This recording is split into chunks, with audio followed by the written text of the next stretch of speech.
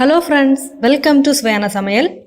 இன்றைக்கி நம்ம சுவையான சமையல் சேனலில் சுவையான பனானா ஹல்வா எப்படி செய்கிறது அப்படிங்கிறத பார்க்க போகிறோம். அதுக்கு முன்னாடி நீங்கள் இன்னும் சுவையான சமையல் சேனலை சப்ஸ்கிரைப் பண்ணலைன்னா சேனலை சப்ஸ்கிரைப் பண்ணிக்கோங்க. கூடவே பக்கத்தில் இருக்கிற பெல் ஐக்கானை கிளிக் பண்ணிக்கோங்க.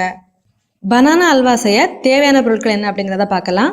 ஒரு நேந்திரன் வாழைப்பழத்தை இந்த மாதிரி கட் பண்ணி எடுத்திருக்கேன். 1/2 கப் சர்க்கரை, நெய், 1 கப் பால்.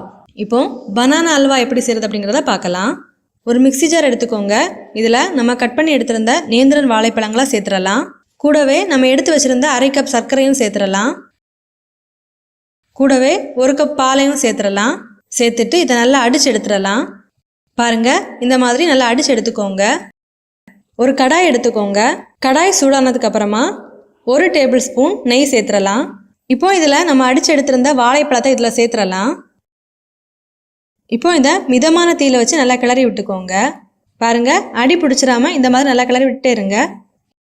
இப்போ இதில் 1 டேபிள் ஸ்பூன் எண்ணெய் சேர்த்துடலாம். இதை கைவிடாமல் கிளறி விட்டுட்டே இருங்க. கடாயில் ஒட்டாமல் எண்ணெய் நல்லா திரிஞ்சு வர அளவுக்கு நல்லா கிளறி விட்டுறலாம்.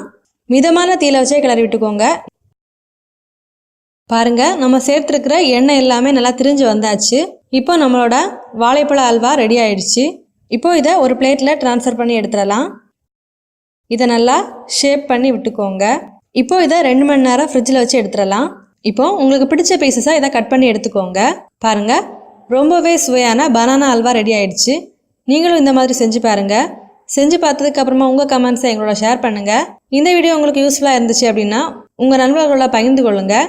மறக்காமல் நம்ம சேனலை சப்ஸ்கிரைப் பண்ணுங்கள்.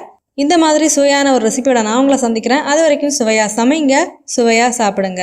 நன்றி.